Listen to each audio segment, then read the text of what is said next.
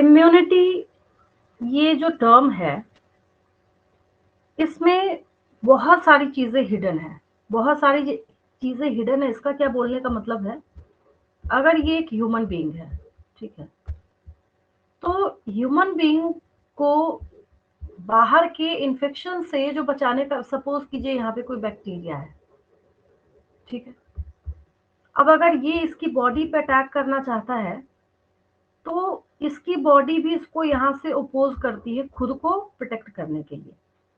अब एक्चुअल में वो इसकी एबिलिटी क्या है, वो इसकी एबिलिटी हो गई इम्यूनिटी, जो इसको क्या कर रहा है, एक्सटर्नल डिजीजेस से बचाने का काम कर रहा है, ठीक है। तो हमारी बॉडी के पास एक ऐसा मैकेनिज्म है जो कि बहुत सारे डिजीज कॉजिंग ऑर्गेनिज्म से फाइट करने का काम करता है।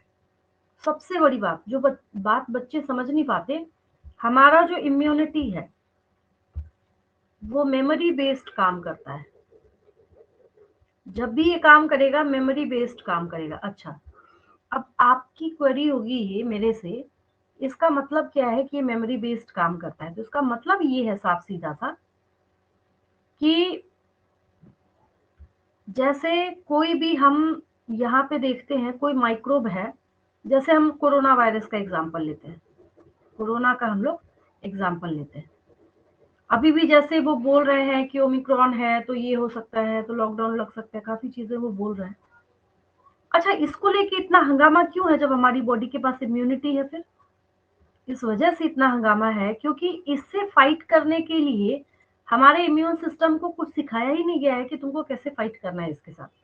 छोटे बच्चे होते हैं, उनको मंथली, 1 ईयर पे, 2 ईयर पे बहुत सारे वैक्सीन लग रहे होते हैं। जैसे न्यूमोनिया के अगेंस्ट के लिए एंटीबायोटिक डाला गया तो न्यूमोनिया से बचेगा वो। अब जिन्होंने पहले वाला जो कोरोना था उसके लिए वैक्सीन ली थी तो उससे वो बच सकते हैं, लेकिन नए वेरिएंट से नहीं बच सकते। रीजन ये है कि हमारा जो इम्यून सिस्टम है मेमोरी बेस्ड काम करता है। आप जो मेमोरी इसमें डालिएगा उसी के अगेंस्ट ये फाइट करने का काम करता है, ठीक है। तो सबसे पहले इम्यूनिटी है क्या? तो इम्यूनिटी जो है ये एक ओवरऑल एबिलिटी है किसी पर्सन की। तो इम्यूनिटी क्या है, लिख लेते हैं हम लोग। Immunity is the overall, immunity is the overall ability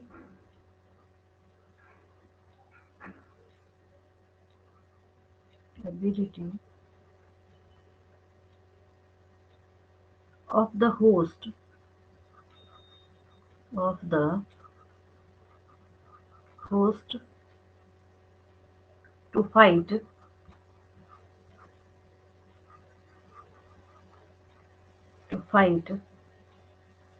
the disease causing the disease causing organisms।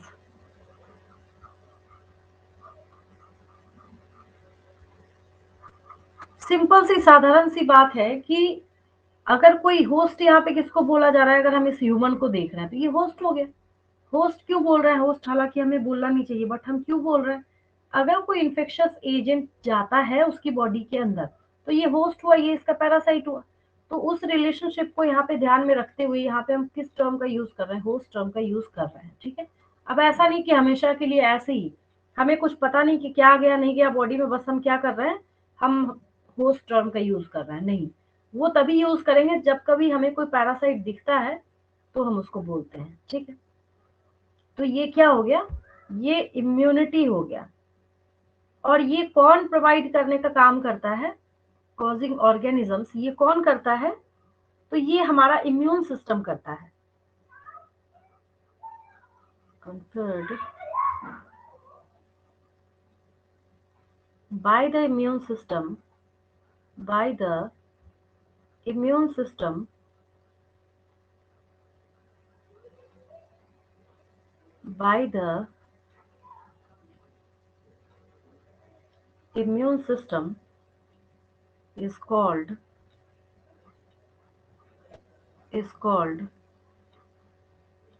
Immunity, क्या बोलते हैं हम लोग उसको?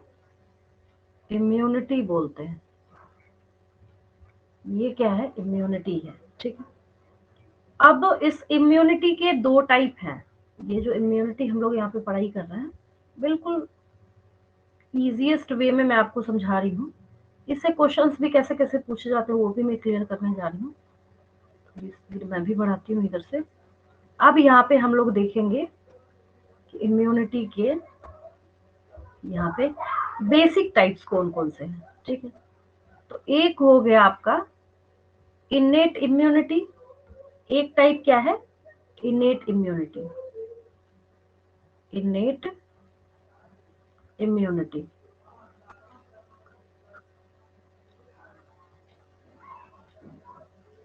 इनेट इम्यूनिटी, ठीक है। और दूसरा है अक्वायर्ड इम्यूनिटी। दूसरा है यहाँ पे अक्वायर्ड इम्यूनिटी। दूसरा क्या है? Acquired immunity. Acquired immunity. तो इनेट इम्यूनिटी और अक्वायर्ड इम्यूनिटी, थोड़ा सा ये टर्म ना सुनकर भी समझ आता है कि एक्चुअली ये होता क्या होगा। अब ये इनेट इम्यूनिटी जो है, ये वैसी इम्यूनिटी है जो हमारी बॉडी ऑलरेडी, मतलब आप जब पैदा हुए थे, आपके बाय बर्थ के टाइम से ही आपकी बॉडी में इनबिल्ट सिस्टम है ये। आपको बाहर से कुछ खाने की, लेने की, बनाने की जरूरत नहीं पड़ती इनेट इम्यूनिटी में, है ना। तो इनेट इम्यूनिटी क्या है? ये मतलब ओवरऑल ही फाइट करने का काम करेगा। जैसे हमारा स्किन है, जैसे ये ह्यूमन बीइंग है, इसका हम पूरा फुल स्किन देखें अगर बॉडी के बाहर, अब हम ऐसा तो बोलेंगे नहीं कि स्किन है अगर तो हम तुम इससे प्रोटेक्ट करो, इससे मत करो। स्किन बेचारा जो है वो सबसे फाइट करने का काम करता है, सबसे ही आपको प्रोटेक्ट करने का काम करता है। तो जिसके बेसिस पे बोला जाता है कि इनेट इम्यूनिटी जो है ये नॉन स्पेसिफिक टाइप का है। ये कैसा डिफेंस प्रोवाइड करता है? तो it provides non specific type of defence. क्यों नॉन स्पेसिफिक बोल रहे हैं? यहाँ पे हमने कोई वैसा नाम का वैक्सीन नहीं दिया हुआ है कि हमने अगर तुमको निमोनिया का दिया है तो तुमको इसी से फाइट करना, नहीं। जो भी बैरियर्स यहाँ पे आएंगे, जो मैं आगे आपको बताने जा रही हूँ, सबसे फाइट करने का काम करेगा। तो आपके दिमाग में क्वेश्चन आएगा कि हम इसको नॉन स्पेसिफिक क्यों बोल रहे हैं, तो आगे की एक्सप्लेनेशन जब मैं अभी बताऊंगी आपको, अपने आप क्लियर हो जाएगा ये, ठीक है। तो यहाँ पे innate immunity provides innate immunity innate immunity provides immunity provides non-specific non-specific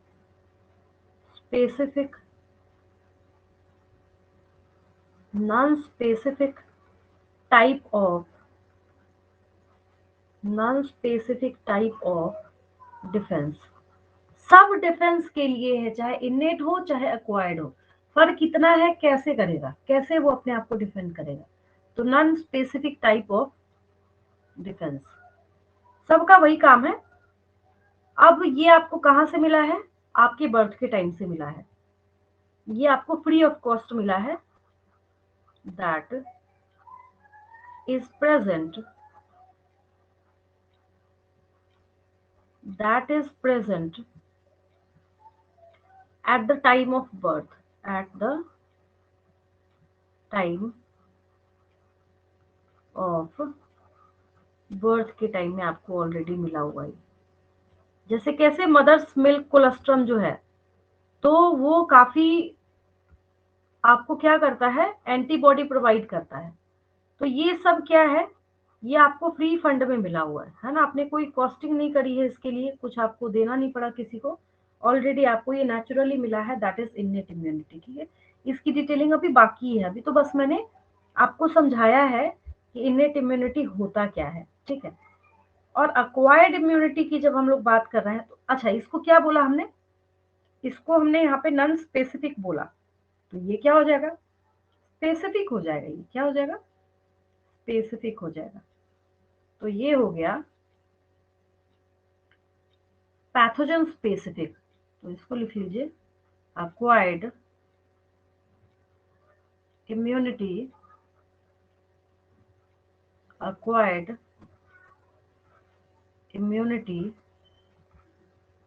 is pathogen specific. ये नॉन स्पेसिफिक था, याद रखना है क्या था ये, इनेट इम्यूनिटी जो है वो नॉन स्पेसिफिक था, बट ये क्या है, पैथोजन स्पेसिफिक है। Is pathogen specific, pathogen specific, ठीक है, ये क्या है, पैथोजन स्पेसिफिक है।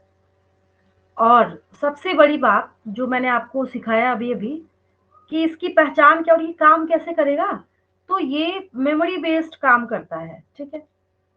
तो it is characterized by, it is characterized by memory, characterized by memory, memory based ये क्या करता है, काम करता है, ठीक है। और भी डिटेलिंग हम लोग करेंगे। अब मैं आपको इनेट इम्यूनिटी स्टार्ट कर रही हूँ, इस पेज का स्क्रीनशॉट लेंगे, समझ आएगी अब आपको। चलिए आगे बढ़ती हूँ मैं, फटाफट हम लोग इनेट इम्यूनिटी देख लेते हैं, ठीक है। चलिए इनेट इम्यूनिटी जो स्टार्ट हो रहा है, अब यहाँ से नीट के क्वेश्चन भी स्टार्ट हो रहे हैं। हाँ, इस तरीके से तो पूछा ही जाता है कि अगर non specific type of defence कौन प्रोवाइड करेगा, innate immunity, acquired immunity, both innate and acquired, none of the above, तो किसको मार्क करना है, इनेट इम्यूनिटी को, ठीक है। आगे हम लोग देखने जा रहे हैं इनेट इम्यूनिटी, शॉर्टकट में निकालूंगी अब, इनेट इम्यूनिटी।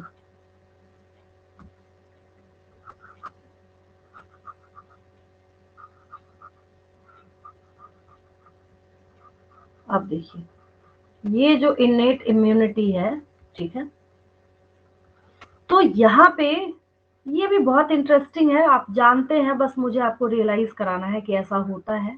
तो ये इनेट इम्यूनिटी का एग्जाम्पल है, आपकी बॉडी में होता है ना, कई चीजें हमारी बॉडी में हो रही होती हैं बट हमें पता नहीं होता है, ठीक है। यहाँ पे अब क्या क्या है सो देख लीजिए। सबसे पहली चीज यहाँ जो हम लोग देखते हैं, दैट आर फिजिकल बैरियर्स। समझा मैं दूंगी आपको, उसकी टेंशन नहीं है, पहले आपको इसको मेंशन करना है, फिजिकल बैरियर्स। बैरियर मतलब ये रुकावट, कहीं ना कहीं कुछ क्रिएट होगा, तो जिसके लिए हम लोग यहाँ पे बैरियर्स टर्म का यूज कर रहे हैं, फिजिकल बैरियर्स, ठीक है। फिजिकल बैरियर्स के बाद फिजिकल और फिजियोलॉजिकल में बच्चों को बहुत कंफ्यूजन होती है, तो दूसरा जो है वो मैं फिजियोलॉजिकल लिखने जा रही हूँ, है ना, एक जैसे प्रोनाउंसिएशन में लगते हैं ना, उस वजह से शायद बच्चों को परेशानी होती है। देन है हमारे पास physiological, physiological barriers, physiological barriers. Then है सेलुलर बैरियर्स, सेलुलर बैरियर्स, ठीक है। और देन है हम लोगों के पास साइटोकाइन बैरियर्स, साइटोकाइन बैरियर्स, ठीक है। अब फटाफट समझते चलिए सबको। सबसे अच्छा तरीका ये भी है, एक मैं बच्चों को बताती हूँ कि अगर कभी भी थोड़ा लगे कि नहीं हमें ज्यादा डाउट हो रहा है, तो चारों को डिफरेंशिएट कर लेंगे, अपने आप जो सारी प्रॉब्लम है वो सॉल्व हो जाती है यहाँ, ठीक है। हाँ, अब देखिए फिजिकल बैरियर से हम लोग स्टार्ट करते हैं, कहाँ से स्टार्ट करते हैं, फिजिकल बैरियर से हम लोग स्टार्ट करते हैं।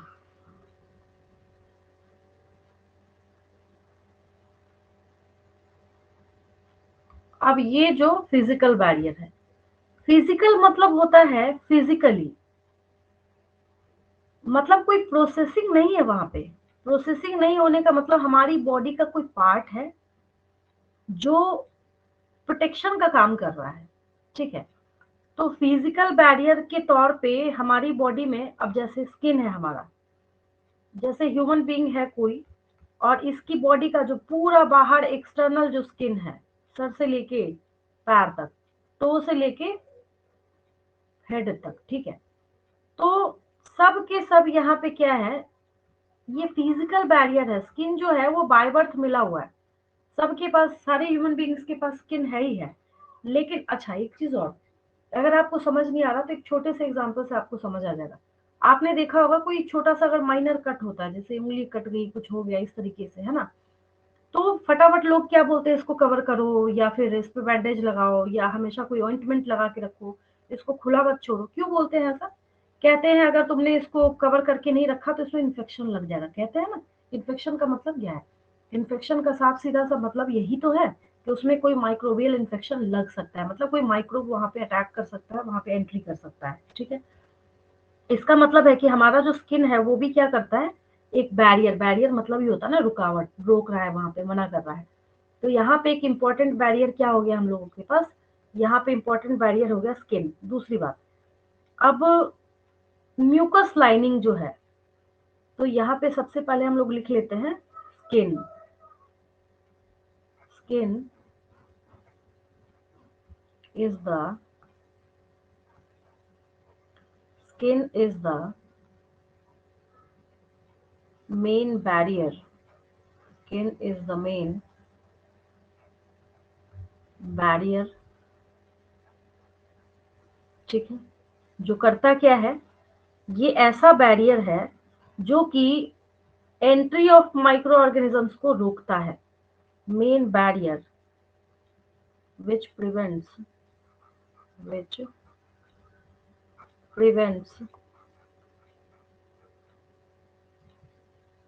prevents entry of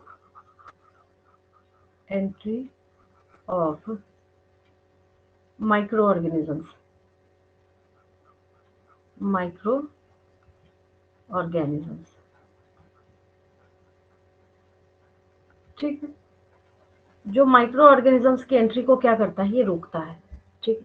और क्या हो जाएगा इसके सिवाय, और हो जाएगा नेक्स्ट, अगर हम लोग एग्जांपल की बात करें यहाँ पे, तो म्यूकस लाइनिंग जहां जहां पाया जाएगा, है ना, म्यूकस कोटिंग कहाँ कहाँ है, म्यूकस कोटिंग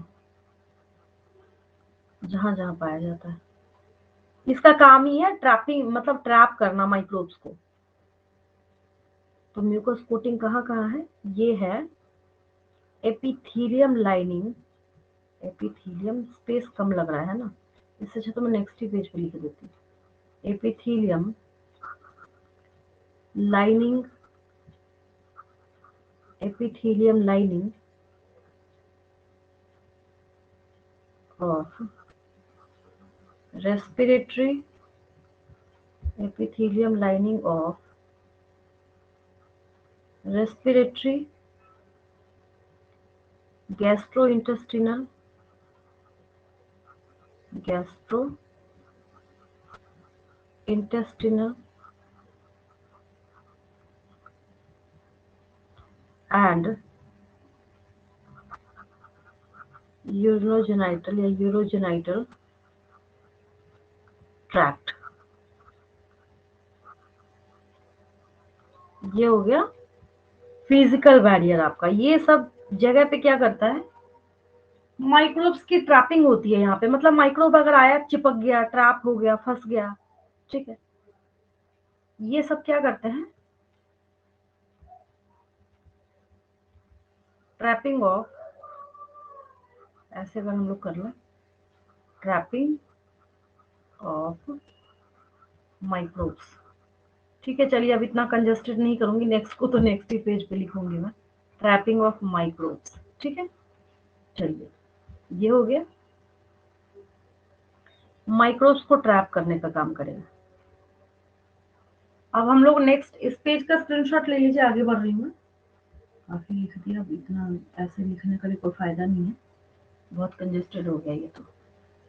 अब फिजियोलॉजिकल बैरियर की तरफ चलते हैं हम लोग। नेक्स्ट है हमारे पास दूसरा, फिजियोलॉजिकल physiological barriers.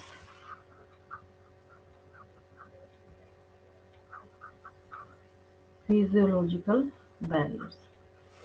अब ये फिजियोलॉजिकल बैरियर्स क्या है?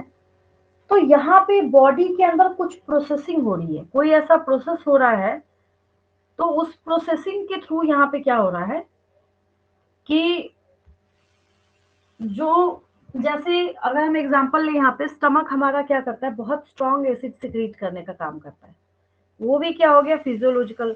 अब हमारे माउथ में से हमेशा सलाइवा सिक्रीट होता रहता है, हमारी आईज में अगर कुछ चला गया हमारी आंखों में, तो तुरंत आपने देखा होगा टीयर्स आने स्टार्ट हो जाते हैं। क्यों होता है? ये सब माइक्रोबियल ग्रोथ को रोकना चाहते हैं, प्रिवेंट करना चाहते हैं, ठीक है। तो इसके एग्जांपल फटाफट लिख लीजिए। जैसे एबीसीडी कर देती हूँ। जैसे acid in the stomach, acid in the stomach,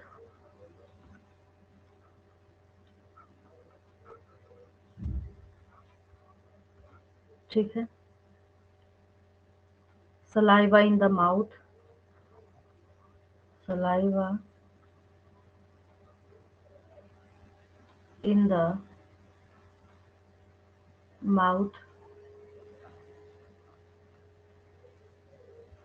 ठीक है। Then tears from eyes, tears from eyes। ये सब क्या करते हैं, एक ही काम है सबका, टारगेट एक ही है या काम एक ही है। इनको करना क्या है?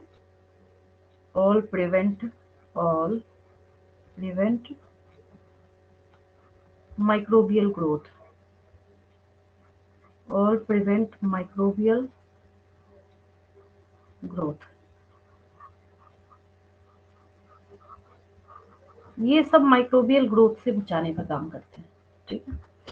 देन दूसरी चीज क्या है यहाँ पे, मतलब ये बॉडी के अंदर प्रोसेसिंग है, मतलब कि अगर हम लोग यहाँ पे, जैसे जो डाइजेस्टिव सिस्टम है, अगर हम लोग स्टमक की बात करें, तो ये एसिड सिक्रीट करेगा ही करेगा, काम है इसका एसिड सिक्रीशन करना। अगर एसिड सिक्रीट नहीं करेगा तो जो प्रोटीन डाइजेस्टिंग एंजाइम पेप्सिन है वो वर्क नहीं करेगा। बहुत सारी और भी चीजें हैं। उसके साथ साथ में एक और, ये बाय वन गेट वन का काम क्या करता है कि भाई डाइजेशन में भी हेल्प करो और माइक्रोबियल ग्रोथ को, इतना स्ट्रॉन्ग एसिड होता है, कोई माइक्रोब इसमें सर्वाइव करने के बारे में सोच ही नहीं सकता है, ठीक है। जिसकी वजह से ये क्या कर रहा है, फिजियोलॉजिकल जो बैरियर्स है, ये आपकी बॉडी को इस तरीके से माइक्रोबियल ग्रोथ से, माइक्रोबियल इन्फेक्शन से बचाने का काम करते हैं, ठीक है। नेक्स्ट हम लोग देखते हैं cellular barriers. Next is cellular barriers. Cellular barriers.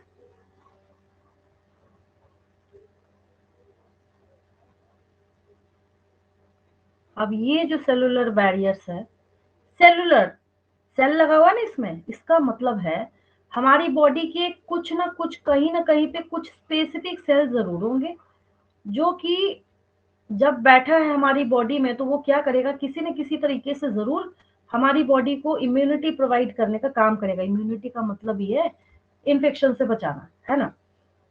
तो इसमें क्या है, WBC का बहुत स्पेशल नेम है, क्योंकि आगे जाके अभी जो हम लोग एंटीबॉडी पढ़ने वाले हैं, वो कौन बनाने वाला है, WBC बनाने वाला है ना। तो सेलुलर बैरियर्स जब हम लोग यहाँ पे देखते हैं, तो कुछ ल्यूकोसाइट्स, ल्यूकोसाइट्स किसको बोलते हैं हम लोग, WBC का दूसरा नाम ल्यूकोसाइट है। WBC का दूसरा नाम क्या है यहाँ पे, ल्यूकोसाइट है, ठीक है। तो आगे हम लोग इसमें मेंशन करते हैं, दैट इज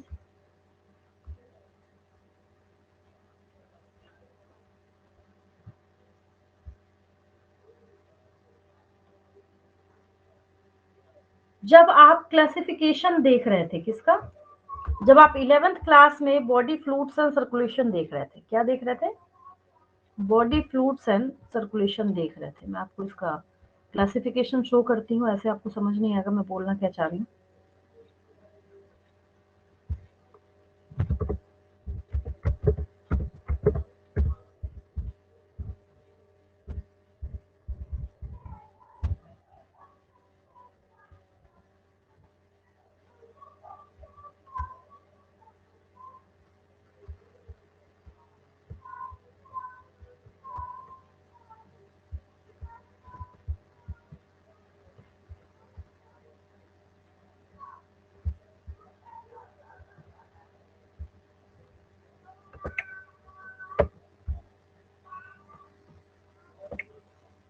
ये मूवी है ना, शायद इस वजह से जाएगा नहीं, 3D में दिख रहा है ये। चला गया। आसान है ये तो, आसान है, इसमें कुछ है नहीं।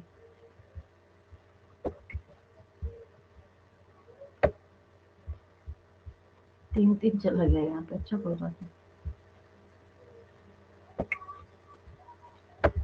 ये 11th क्लास याद दिला रही हूँ मैं आपको, ठीक है।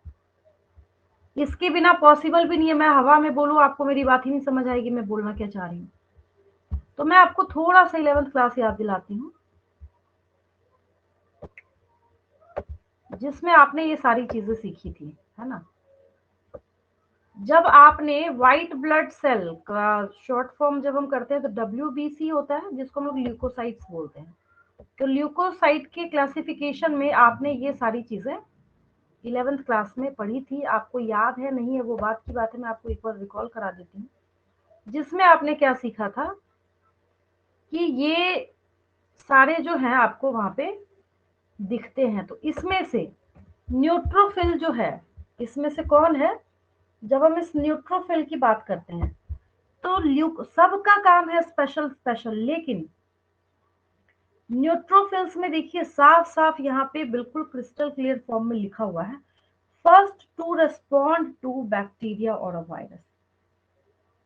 सब है type, no doubt, eosinophil, basophil, neutrophil और लिम्फोसाइट और मोनोसाइट, ये सब के सब टाइप किसके हैं, ये सब के सब टाइप है WBC के, नो डाउट। लेकिन उसमें से सबसे पहले जो बैक्टीरिया या वायरस के अगेंस्ट में रिस्पॉन्ड करने का काम करता है वो न्यूट्रोफिल्स हैं। कौन है, न्यूट्रोफिल्स हैं। तो मैं अब ये लिखने जा रही हूँ कि कुछ WBC ऐसे होते हैं जैसे कि न्यूट्रोफिल, है ना, ये कौन है, न्यूट्रोफिल। और मोनोसाइट्स, और कौन है यहाँ पे, ये देखिए ये जो मोनोसाइट है, ये जो है मोनोसाइट, ठीक है। ये दोनों स्पेशल जो है ये किलर टाइप के हैं। तो ये करते क्या है, लिम्फोसाइट के टाइप हैं। आपने देख लिया यहाँ पे, आपको खुली आंखों से दिख रहा है। इस पेज का स्क्रीनशॉट ले लेंगे, हालांकि है तो ये 11th क्लास का, बट ठीक है कोई बात नहीं। इस पेज का स्क्रीनशॉट ले लेंगे और इसमें से न्यूट्रोफिल्स और मोनोसाइट तो सेल है ना ये, तो हम यहाँ पे साइट साइट लगा रहे हैं, इसके साथ टर्म हम क्या लगा रहे हैं, साइट लगा रहे हैं, क्योंकि क्या है ये सेल्स है। अब जैसे ये मोनोसाइट है और ये क्या है, न्यूट्रोफिल है, किसका सेल है, किसका टाइप है, WBC का है। तो ये सेलुलर बैरियर्स प्रोवाइड करने का काम करते हैं। अब समझ आया आपको, अब दिक्कत नहीं आएगी। अब मैं लिखूंगी ऐसे, मैं हवा में लिखती आपको समझ नहीं आता, ठीक है। चलिए आगे बढ़ते हैं।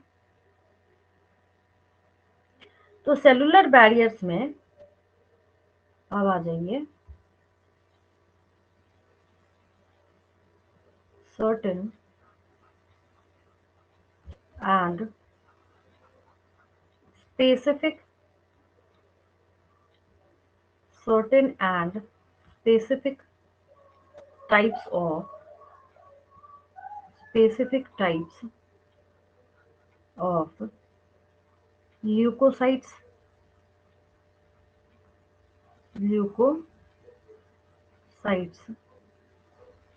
that is WBC of our body, of our body,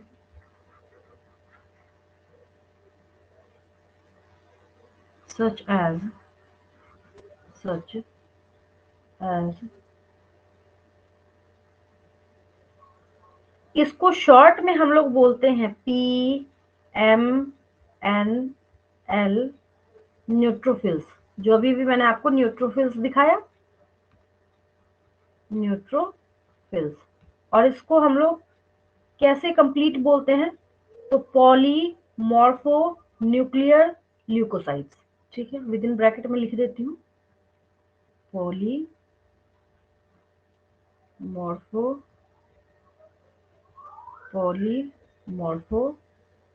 nuclear polymorpho, एक मिनट हैंग कर रहा है थोड़ा सा, पॉलीमॉर्फो न्यूक्लियर ल्यूकोसाइट्स। ठीक है, एंड मोनोसाइट देखा भी अभी आपने, एंड मोनोसाइट्स।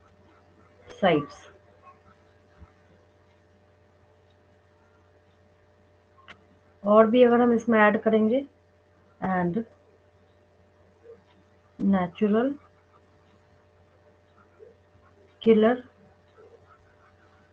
किलर का मतलब होता है फैगोसाइटोसिस करेगा, नेचुरल किलर। ये सब क्या है? टाइप्स ऑफ जो भी अभी तक हमने देखा है।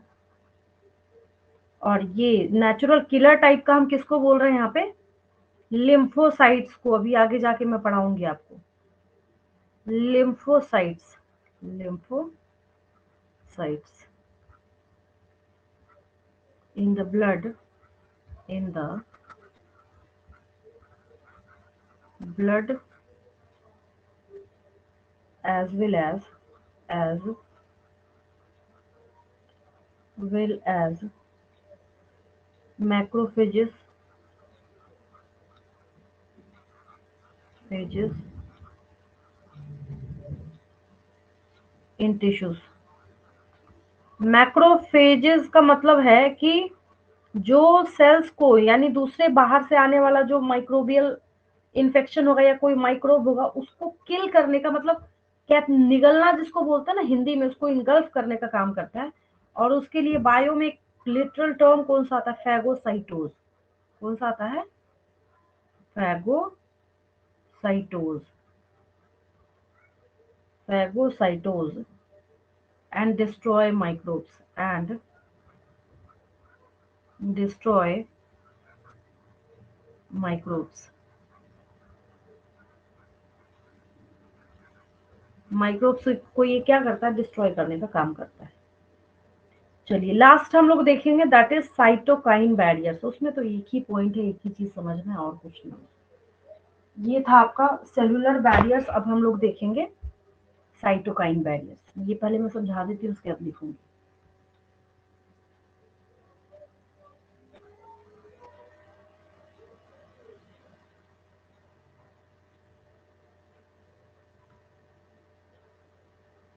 चलिए नेक्स्ट हम लोग करते हैं लास्ट। लास्ट मतलब इनेट इम्यूनिटी का लास्ट, साइटोकाइन बैरियर्स। अब ये है क्या, पहले सोच समझिए। अगर मैं यहाँ पे ग्रुप ऑफ सेल्स बना दूं ऐसे, ठीक है, और अगर इन सारे ग्रुप ऑफ सेल्स में एक ये जो सेल है, अगर ये वायरस इन्फेक्टेड हो जाए, कैसा हो जाए? वायरस इन्फेक्टेड हो जाए, ठीक है, तो वायरस इन्फेक्टेड जो सेल होता है, ये एक प्रोटीन सिक्रीट करता है जिसका नाम है इंटरफेरोन। कई बार नीट के एग्जाम में पूछा गया है कि what is the nature of interferon, कि क्या है ये, कार्बोहाइड्रेट है, फैट है, लिपिड है, प्रोटीन है, क्या है? Interferon is a protein, proteinaceous nature का है। ये क्या है? ये प्रोटीनेशियस नेचर का एक प्रोटीन है। तो ये सिर्फ इसी कंडीशन में सिक्रीट होगा। अब नॉर्मल सेल नहीं बनाते इसको। हैरानी की बात ये है कि ये सिर्फ वायरस इन्फेक्टेड सेल ही सिक्रीट करता है। ठीक है, क्यों सिक्रीट करता है? तो ये कहता है कि भाई मैं तो शहीद हो गया, तुम लोग बच जाओ यहाँ से। तो बाकी यहाँ पे जो नॉन इन्फेक्टेड सेल्स हैं, इनको बचाने के लिए जो वायरस इन्फेक्टेड सेल है वो एक केमिकल सिक्रीट करता है, that is known as interferon. समझ आया आपको क्या बोला मैंने? Virus infected cell secrete a specific chemical which is proteinaceous in nature and is known as interferon, known as interferon. ठीक है, समझ आ गया होगा आपको। चलिए हम लोग लिख लेते हैं। तो इसको हम लोग साइटोकाइन बैरियर बोलते हैं। क्या बोलते हैं? साइटोकाइन बैरियर बोलते हैं। बहुत आसान है, सिंपल सा है। A specific chemical that is interferon secreted by virus infected cells provides cytokine barrier। ठीक है, तो virus infected cells, virus infected virus infected cells secrete proteins, secrete proteins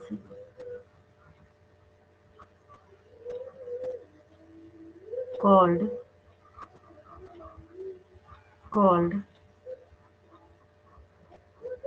interferons। Interferons क्या बोलते हैं हम लोग उसको? इंटरफेरोन्स कहते हैं। करता क्या है ये? विच protect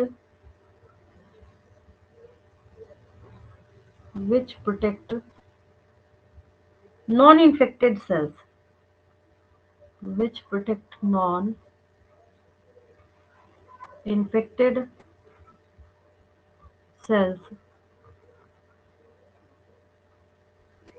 from further viral infections। बस ये आपने इनेट इम्यूनिटी कंप्लीट किया, आगे के वायरल इन्फेक्शन से बचाने का काम करता है। ठीक है, ये हो गया आपका साइटोकाइन बैरियर। तो कुल मिला के अब जाके आपने इनेट इम्यूनिटी को ओवर कर लिया। ठीक है, अब मैं आगे बढ़ रही हूँ, दैट इज अक्वायर्ड इम्यूनिटी। ये हो गया, इसमें तो खैर कोई दिक्कत नहीं होगी आपको। अब हम लोग आगे चल रहे हैं अक्वायर्ड इम्यूनिटी पे। ठीक है, चलिए आगे बढ़ते हैं।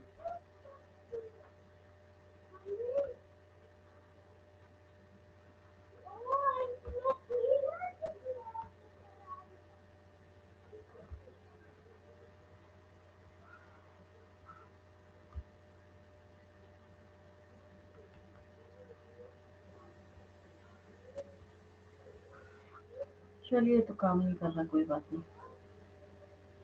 Acquired immunity, acquired immunity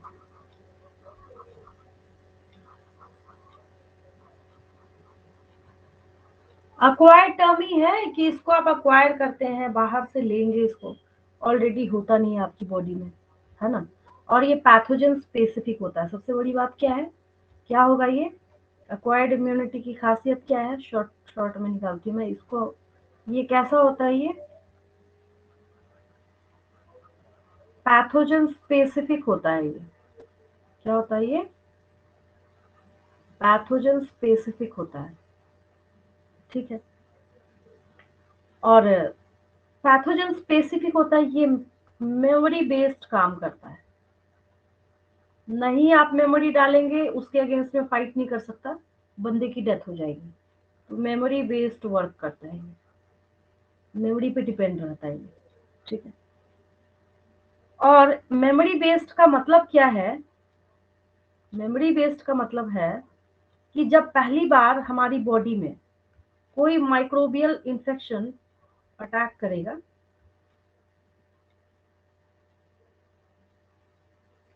when any microbe any when any microbe infects a person, infects a person for the first time, for the first time first time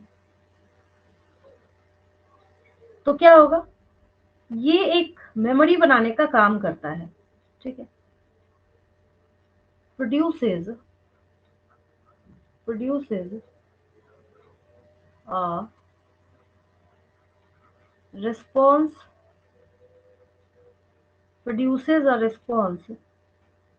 called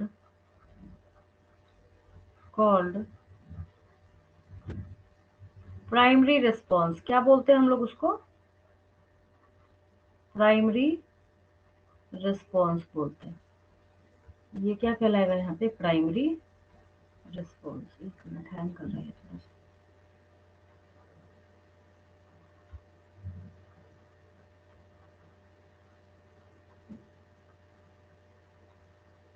इसलिए आपने देखा होगा, नोटिस करा होगा, या नहीं नोटिस करा होगा तो आगे कभी नोटिस करेंगे। जैसे जो बच्चे होते हैं ना, बचपन से बहुत ज्यादा बीमार रहते हैं, धूल मिट्टी में खेलेंगे, साफ सफाई का ज्यादा ध्यान नहीं रखते, हालांकि ऐसा करना नहीं चाहिए, वो बड़े होने के बाद ना बीमार कम पड़ते हैं। रीजन ये है कि अब जब ये छोटा था, एक माइक्रोब ने इसके ऊपर अटैक किया, इसके अगेंस्ट में मेमोरी बना लिया, अब दोबारा अटैक करेगा, इससे मिलता जुलता कोई माइक्रोब तो ये फाइट कर लेगा। दूसरे ने अटैक करा इसके अगेंस्ट में, तो ये इतना ज्यादा अपनी बॉडी में एंटीबॉडी बना के रख लेता है, जिसकी वजह से ये इजिली उससे फाइट कर सकता है। अब यहाँ पे प्राइमरी रिस्पॉन्स के रिगार्डिंग हम लोग बात करते हैं, तो प्राइमरी रिस्पॉन्स जो है ये लो इंटेंसिटी का होता है। तो क्वेश्चन पूछा जाता है कभी कभी, तो बना तो लिया प्राइमरी रिस्पॉन्स, इसने सेव तो कर लिया, बट प्राइमरी रिस्पॉन्स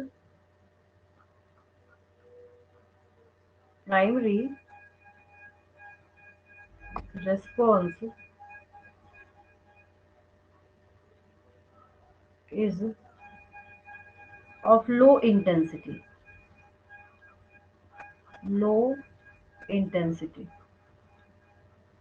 ये काफी लो इंटेंसिटी का होता है, ठीक है। अब अगर लगातार इनकाउंटर होता रहा, तब जाके ये जो मेमोरी बनाएगा ना, उसको हम लोग सेकेंडरी रिस्पॉन्स बोलते हैं। और वो क्या होता है? वो हाई इंटेंसिटी का होता है, जिस वजह से हम लोग उसको एनामनेस्टिक रिस्पॉन्स बोलते हैं, ठीक है। तो आगे लिख लेते हैं हम लोग,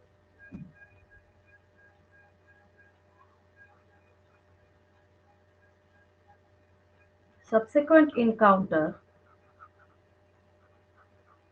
subsequent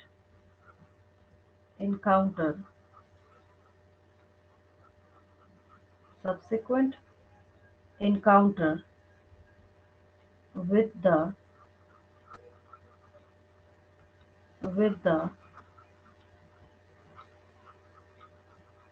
same pathogen।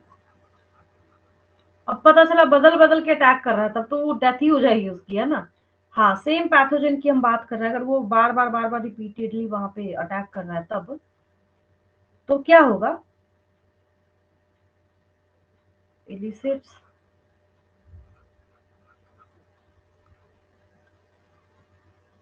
a highly intensified intensified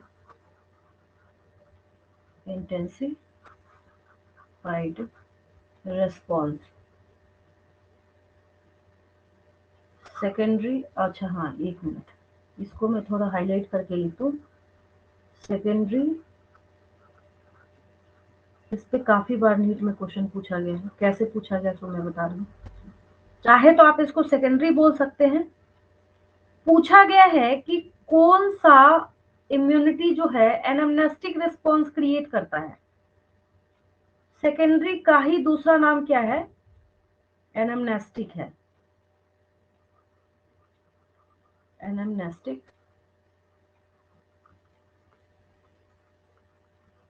response, एनामनेस्टिक response. Secondary response का दूसरा नाम क्या है? एनामनेस्टिक रिस्पॉन्स है।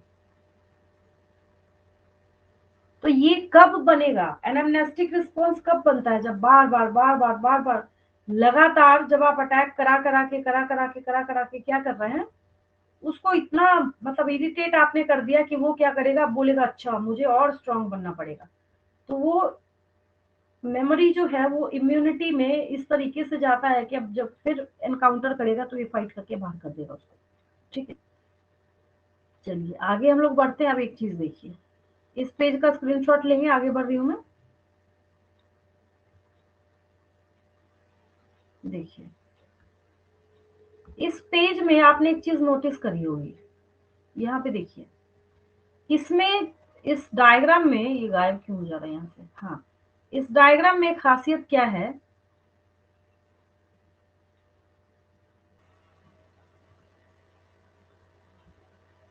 यहाँ पे लिम्फोसाइट लिखा हुआ है। क्या लिखा हुआ है यहाँ पे? ये लिम्फोसाइट लिखा हुआ दिख रहा है सबको? लिम्फोसाइट, आप बोलेंगे हाँ हमें दिख रहा है लिम्फोसाइट। अब मैं आपको बताने जा रही हूँ, there are basically two types of lymphocytes. और साफ साफ यहाँ पे लिखा हुआ भी, आपको मेंशन भी किया हुआ है कि ये क्या करता है, इन्फेक्शन के अगेंस्ट फाइट करेगा एंटीबॉडी प्रोवाइड करके। क्या करके? एंटीबॉडी को प्रोवाइड करके। ठीक है, उसी चीज को मैं आगे बताने जा रही हूँ आपको। आगे देखिए, फिर हैंग कर गया, ये सही हो जाए तो मैं बताना स्टार्ट करूँ। हमारी बॉडी में एंटीबॉडी के दो टाइप होते हैं, एक होता है बी लिम्फोसाइट और एक होता है टी लिम्फोसाइट।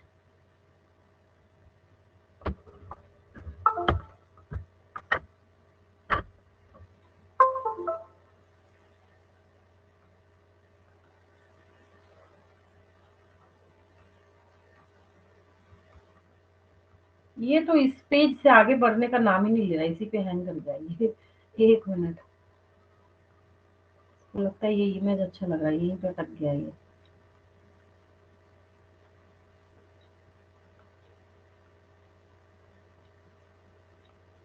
बढ़ ही नहीं रहा इससे आगे, मैंने प्लस कर दिया यहाँ तो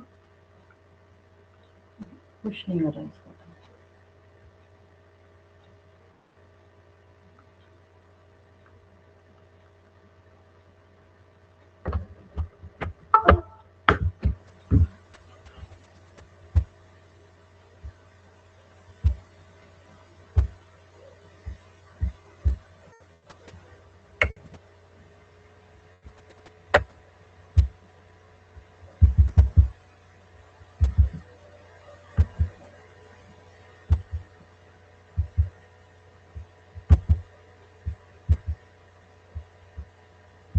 चलिए ये पेज तो आ गया, हाँ यही पे तो थी।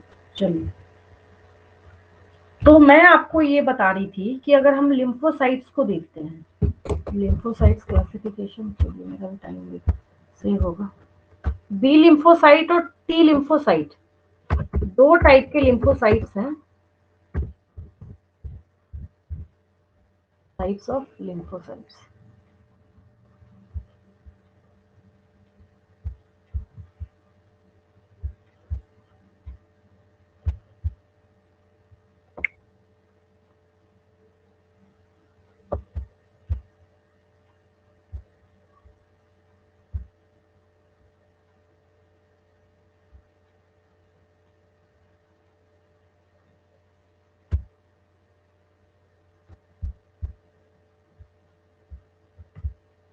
ये भी ठीक है, आसान सा है, ये भी आपको समझ आ जाए।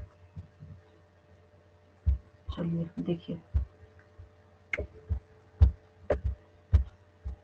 ब्लर है थोड़ा ये, नहीं, चलिए कोई बात नहीं। लिम्फोसाइट्स जो है वो हमारी बॉडी में दो टाइप के होते हैं। एक है बी लिम्फोसाइट, जिसको यहाँ पे बी सेल लिखा जा रहा है। एक क्या है? बी लिम्फोसाइट है, ये रहा बी लिम्फोसाइट, और दूसरा है टी लिम्फोसाइट। क्वेश्चन ये अराइज होता है कि हाँ, दोनों का जो वर्क और फंक्शन है बहुत अलग अलग होता है, ये दोनों बिल्कुल डिफरेंट तरीके से काम करते हैं। ठीक है, नीट के एग्जाम में क्वेश्चन पूछा जाता है कि which type of lymphocyte is responsible for formation of antibody. Antibody जब भी बनेगा और एंटीबॉडी को बनाने का काम जब भी होगा तो सिर्फ बी लिम्फोसाइट्स करेंगे, टी लिम्फोसाइट दूसरा काम करता है। टी लिम्फोसाइट सिर्फ ये रिकॉग्नाइज करने का काम करेगा कि कौन सी चीज आपकी बॉडी की है, कौन सी चीज आपकी बॉडी की नहीं है। ये क्या करता है, अगर ऑर्गन ट्रांसप्लांटेशन हुआ किसी पेशेंट की बॉडी के अंदर, तो ये उसको वहां से रिजेक्ट करने का काम करता है। जिसकी वजह से उस बंदे को जिंदगी भर इम्यूनोसप्रेसिव ड्रग्स खाने की जरूरत पड़ती है। ठीक है, तो ये बी सेल्स और टी सेल्स जो है, इनका स्पेशल यहाँ पे काम है। लेकिन आपको याद क्या रखना है एंटीबॉडी के रिगार्डिंग, अगर हम देखें तो यही वो बी सेल है जो एंटीबॉडी बनाने का काम करता है। इस पेज का स्क्रीनशॉट लेंगे। जैसे ये प्लाज्मा सेल है, यहाँ पे काफी छोटे छोटे, पता है यहाँ पे क्या बना हुआ, एक मिनट मैं बताती हूँ आपको, इसको तो हैंग करने से फुर्सत नहीं है। यहाँ पे ना छोटा छोटा छोटा छोटा आप देखिएगा वाई शेप्ड स्ट्रक्चर, जो एंटीबॉडी है ना, कैसा बना हुआ है, यहाँ पे वाई शेप्ड स्ट्रक्चर बना हुआ है, ये देखिए, ऐसे ऐसे ऐसे ऐसे ऐसे ऐसे ऐसे। अब इसकी डिटेलिंग में कराने जा रही हूँ आपको, structure of antibody, structure of antibody. चलिए नेक्स्ट हम लोग देखते हैं स्ट्रक्चर ऑफ एंटीबॉडी।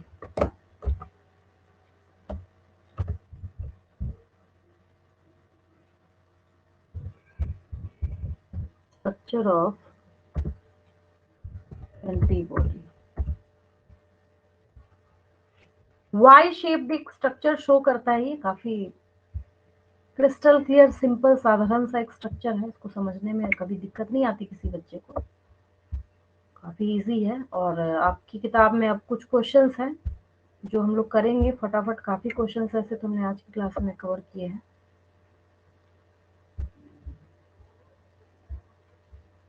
ये तो नहीं जा रहा यहाँ से, ये हो जाए शायद,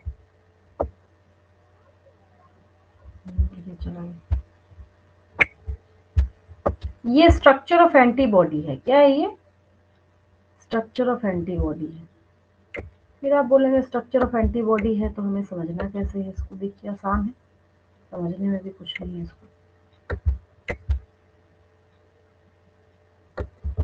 देखिए सबसे पहली चीज, अगर आपसे पूछा गया कि अल्फाबेट के किस लेटर की तरह ये दिखता है एंटीबॉडी का structure, it's a Y shaped structure दिख रहा है आपको, बिल्कुल, और कुछ हो ही नहीं सकता।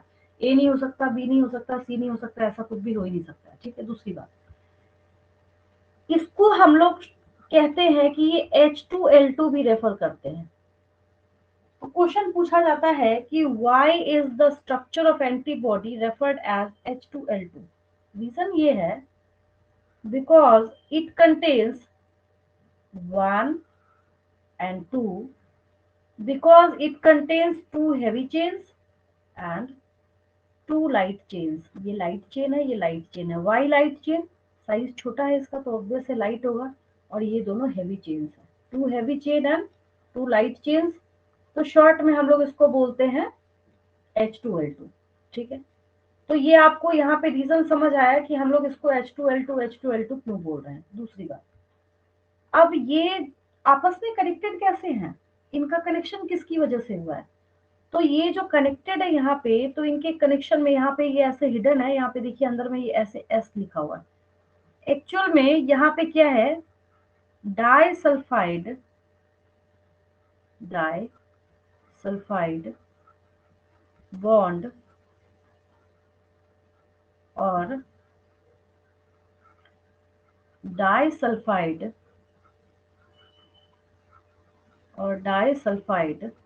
ब्रिज होता है,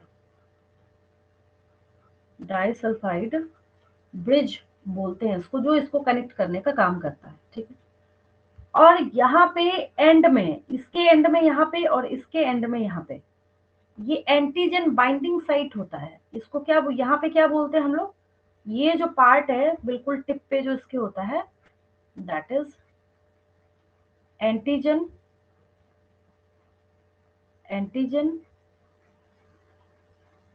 बाइंडिंग साइट। क्या बोलते हैं हम लोग इसको, एंटीजन बाइंडिंग साइट बोलते हैं। ठीक है, लाइट चेन हो गया, नंबर में 2 है, ये हेवी चेन 2 है। These chains are connected by disulphide bond और डाइसल्फाइड ब्रिज, और इसके टिप पे यहाँ पे एंटीजन बाइंडिंग साइट होता है। एंटीजन क्या होता है, एंटीजन बाहर से जो भी एजेंट जा रहा है यहाँ पे, जो यहाँ पे ऐड होने का, चिपकने का काम करेगा, और जिसको इसको चेक करना है कि ये इसको बॉडी में रहने देना है नहीं रहने देना है। जैसे ही देखेगा कि नहीं ये जो है ये आपकी बॉडी के लिए खतरनाक है, यहाँ पे मान लीजिए कोई बैक्टीरिया, एंटीजन कुछ भी हो सकता है, अबायोटिक फैक्टर भी हो सकता है, बायोटिक भी हो सकता है। यहाँ भी ऐड हुआ, यहाँ भी, ये क्या करेगा, सीधा यहाँ से धक्का मारते हुए उसको बाहर करेगा, पुश करके बाहर कर देगा। बाहर करने का मतलब किल कर देगा, डिस्ट्रॉय कर देगा, कुछ भी कर देगा। लेकिन जब आपकी बॉडी उसको पहचान रही होगी तभी तो, जब ये पहचानेगा नहीं बेचारा, काम क्या करेगा ये, तो उस चक्कर में ये काम नहीं करेगा, है ना। इसके आगे की डिटेलिंग हम लोग नेक्स्ट क्लास में करते हैं। यहाँ तक अगर कोई डाउट होगा तो पूछ लेंगे, ऐसे मुझे नहीं लगता कोई डाउट होगा आपको। चलिए नेक्स्ट 2 क्लासेस में, 2 तो नहीं, नेक्स्ट 3 क्लासेस में ये चैप्टर ओवर करा दूंगी। चलिए आज की क्लास में कोई डाउट तो नहीं, किसी को क्लियर है बिल्कुल, कोई डाउट तो नहीं। चलिए बाकी नेक्स्ट क्लास में करते हैं हम लोग।